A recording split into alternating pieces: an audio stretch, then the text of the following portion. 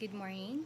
I am from Group 5 and I am tasked to report the challenges and criticisms of the environmental impact statement process.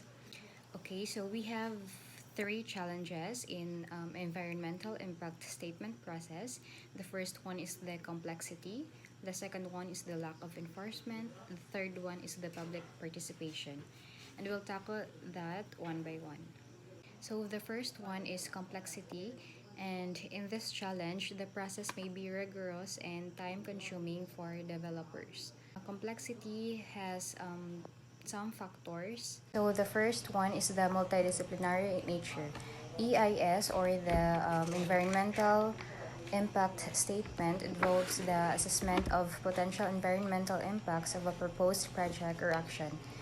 This factor requires the collaboration of various disciplines such as ecology, hydrology, geology, economics, sociology, and more. Coordinating and integrating the expertise from these diverse fields can be complex and challenging. The second one is the technical analysis. The EIS process involves conducting detailed technical analysis to evaluate the potential environmental effects of a project. This analysis often requires complex modeling, data collection, and interpretation. Managing and understanding the technical aspects of the process can be demanding, especially when dealing with large scale projects or those with intricate environmental interactions. So the third one here is the regulatory compliance. So the AIS process is often governed by a set of regulations and legal requirements that must be followed. Navigating through these regulations, ensuring compliance, and addressing the concerns of regulatory authorities can be complex and time consuming. And we have also here the stakeholder involvement.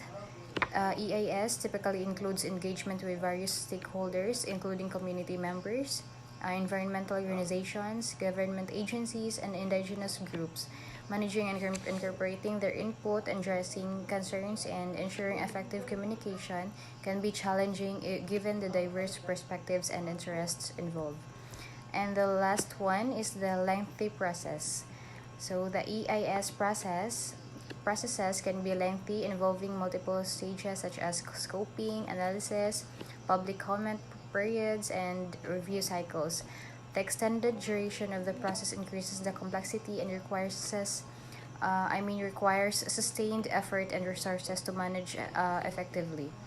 So addressing the challenges posed by complexity in the EIS process requires careful planning, effective coordination, technical expertise, stakeholder engagement, and adhere to regulatory frameworks. It also emphasizes the need for transparency, thorough analysis, and consideration of environmental sustainability in decision making. So the second challenge we have here is the lack of enforcement. Enforcement challenges may lead to incomplete or inaccurate assessment. In this challenge, it also has some factors, and the first one is the non-compliance. So when there is a lack of enforcement mechanisms, project proponents may be tempted to ignore or downplay their obligations regarding EIS requirements. This can result in incomplete or inadequate assessments of environmental impacts, which undermines the effectiveness of the process. We also have here the insufficient monitoring.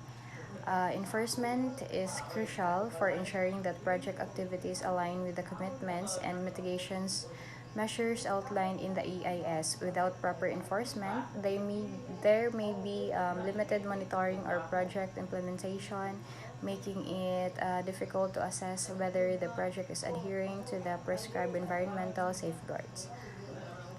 We also have here the lack of deterrence in the absence of the effective enforcement.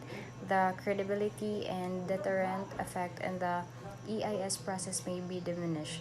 So project proponents may perceive that there are minimal consequences for non-compliance, which can undermine public trust in the process and reduce the incentive for responsible environmental behavior.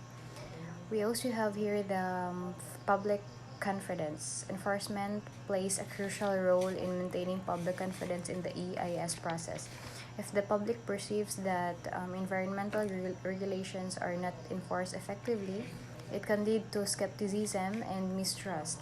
So this can result in increased public opposition, legal challenges, and delays in project implementations. And the last one here is the environmental impacts. So the primary purpose of the EIS process is to identify and mitigate potential environmental impacts. So without adequate enforcement, there is a higher risk that significant impacts may go unnoticed or unaddressed, leading to long-term environmental damage or loss. So to address the challenge of enforcement in the EIS process, it is important to have robust regulatory frameworks in place. These frameworks should include clear guidelines, monitoring protocols, and penalties for non-compliance. Adequate resources should be allocated to monitoring and enforcement agencies, and there should be a commitment to transparent reporting and accountability. So additionally, public participation and engagement can help hold project proponents accountable and contribute to the oversight and enforcement of EIS requirements. So the last challenges we have here is the public participation. Challenges in engaging the public effectively in the decision making. Public participation is indeed a crucial aspect of the environmental impact statement process, or the EIS process, and it can present several challenges. Um, First one here is we have the awareness and access. One challenge is ensuring that the public is aware of the proposed project and the EIS process. Many people may not be informed about the project or may not know how to participate effectively. So additionally, access to information and EIS documents may be limited, making it difficult for the public to understand the potential impacts fully. The second one here, we also have the time and timing. The EIS process typically has specific timelines and deadlines for the public comment periods. These time constraints can make it challenging for the public to review and provide meaningful feedback on complex and lengthy documents within the given time frame. So, insufficient time can limit the depth and quality of public participation. And we also have here the lack of representation, that can be a lack of diverse and inclusive representation in the public participation process. So, certain groups, such as marginalized communities or those with limited resources, may face barriers to participation, leading to unequal representation for their interests and concerns. So, for the last one, we have here the influence on decision making. So, despite public input, the ultimate decision making authority may rest with government agencies or regulatory bodies. The public may feel that their input does not have a significant impact on the final decisions, leading to the frustration and the perception that the process is merely a formality. So, addressing these challenges requires proactive measures to improve public participation in the EIS process. This may include enhancing public outreach and awareness efforts, providing clear and accessible information, extending comment periods, promoting public education and involvement, and ensuring that decision making processes are transparent and accountable.